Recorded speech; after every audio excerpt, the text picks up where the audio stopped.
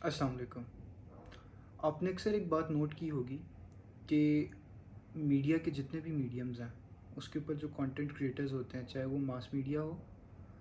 चाहे वो आपका सोशल मीडिया हो, या कोई भी फॉर्म ऑफ मीडिया हो, वो जनरली एक ब्रॉडर सेंस क्रिएट करने के बजाय एक ऐसी बात करते हैं जिस पे बस ऑडियंस इकट्ठी हो जाए। इस पे एक थेरिस्ट है नील पोस्टमैन, उसने एक बात कही थी जिसका मफहूम इस तरह है कि मीडिया का एक्चुअली काम होता है कि एक ऐसी बात बेचे जिस पे ऑडियंस आए, और फिर उस ऑडियंस की जो रेटिंग और फिगर्स हैं वो किसी एडवर्टाइज़र को बेच दें। अब होता क्या है, जैसे इसकी मिसालें अगर आपको मैं 2 या 3 मिसालों के अंदर इस चीज़ को समझाने की कोशिश करूं, तो सबसे पहले आप देखें कि कोई भी जो कंटेंट क्रिएटर होता है वो पर्टिकुलरली किसी ग्रुप की साइड लेता है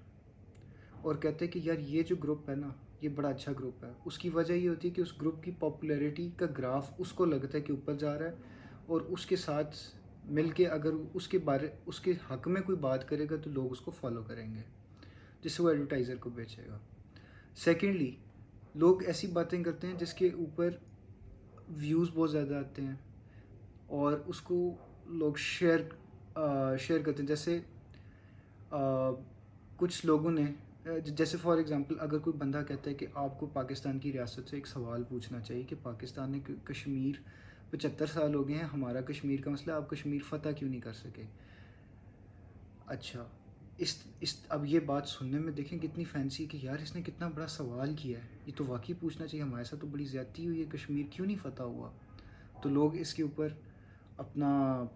प्रोटेस्ट उस बंदे को फॉलो करते हैं, उसकी एडवर्टाइजमेंट बढ़ती है, उस कंटेंट क्रिएटर की या जो भी उसका स्पॉन्सर होता है उसकी एडवर्टाइजमेंट बढ़ती है, उससे पैसा कमाता है, और लोगों के दिमाग में एक इल्यूजन क्रिएट हो जाती है कि वाकई यार कश्मीर तो फ़तह होना चाहिए था। सेकेंडली, अगर कोई बंदा सेकेंडली अगर कोई बंदा कोई ऐसी बात कर दे कि जैसे ये बिल्कुल जैसे एक नैरेटिव दे दे कि इराक़ के अंदर वेपन्स ऑफ मास डिस्ट्रक्शन है, इस पे अब न्यूज़ बिकेगी, ये जाने बगैर कि इराक़ में वेपन्स ऑफ मास डिस्ट्रक्शन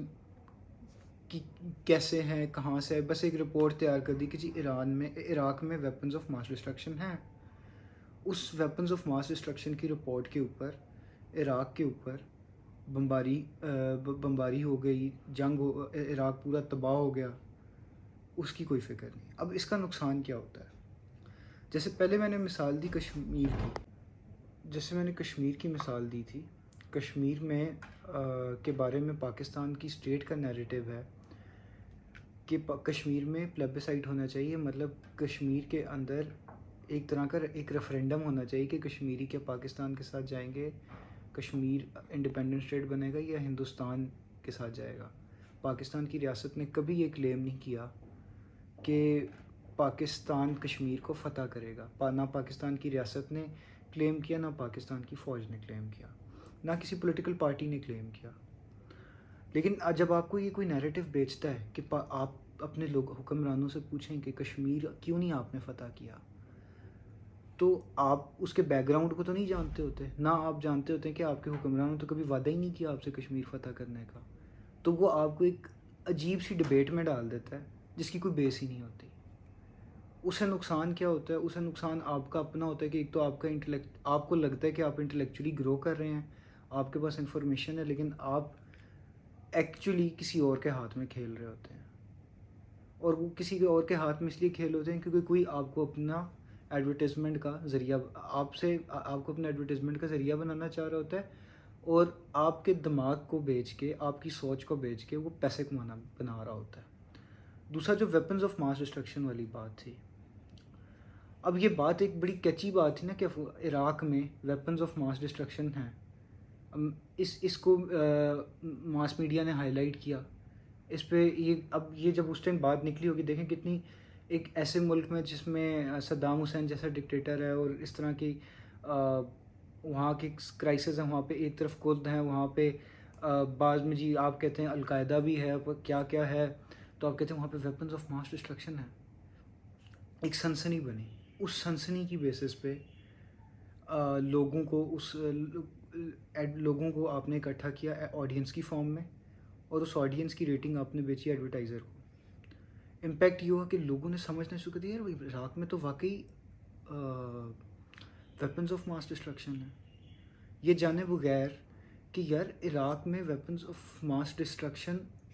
कैसे हो सकते हैं भी या नहीं भी हो सकते, और इराक को अगर वेपन्स ऑफ मास डिस्ट्रक्शन के पास आए तो कहाँ से आए। इसको आम आदमी के पास एक तो टाइम नहीं होता इस चीज़ को सुनने का और पढ़ने का, और दूसरा ये है कि हम इंसान को जब चीज़ कोई रेडीमेड मिल रही है तो वो क्यों कोशिश करेगा कि उसको रॉ से कोई चीज़ कोई उसको बिल्कुल एक रॉ फॉर्म में चीज़ निकाल के दे। अगर मैं आपको यहाँ पे एक्सप्लेन करना शुरू कर दूँ कि पाकिस्तान की रियासत ने कभी ये क्लेम नहीं किया कि कश्मीर वो फ़तह करेंगे, ना इराक के अंदर, ना ये कि इराक ने कभी weapons of mass destruction Iraq में तो कभी थे ही नहीं। तो इस पे तो टाइम लगेगा मुझे, क्योंकि मुझे एक लॉजिकल रीजनिंग के साथ एक आर्ग्यूमेंट बिल्ड करना पड़ेगा। वेयर इसके मैं अगर एक खबर चला दूँ सनसनी कि मुझे मुसद्दिक़ा ज़राए से पता लगा है, तो उससे क्या होगा, ये एक सनसनी फैलेगी, व्यूज़ आएंगे, इस तरह की चीज़ें होंगी। इससे एक एडवर्टाइजमेंट आएगी, उसको मैं बेचूंगा, उससे पैसा कमाऊंगा। अल्टीमेटली नुकसान इसमें होगा सोसाइटी का, लोगों का, और मीडिया हाउसेस पैसा बनाएंगे। तो अब ये एक मसला तो है, इसका सलूशन क्या है? सलूशन ये है कि मेरी नाचीज़ राय में कोई भी बंदा जो आपको बिल्कुल आसान किस्म की टेलर मेड सलूशंस बात दे रहा है, आप उस एटलीस्ट अपना दिमाग इस्तेमाल करके सोचें कि यार ये जो बात कर रहा है ये क्यों कर रहा है।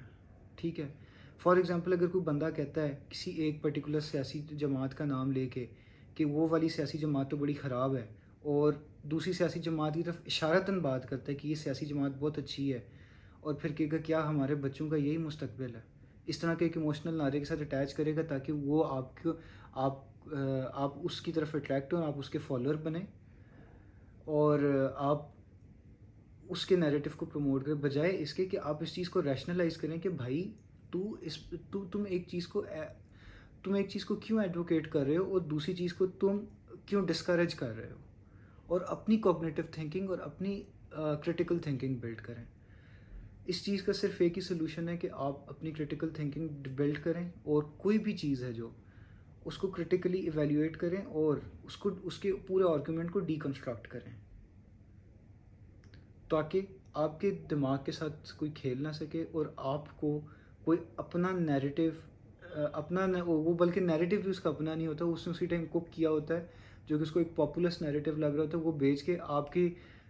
आपके व्यूज़ का इस्तेमाल करके पैसा कमाएं, और उसका रिज़ल्ट ये निकले कि जो इराक में हुआ था कि वेपन्स ऑफ मास डिस्ट्रक्शन थे नहीं, पूरा मुल्क तबाह हो गया और लाखों लोग मर गए,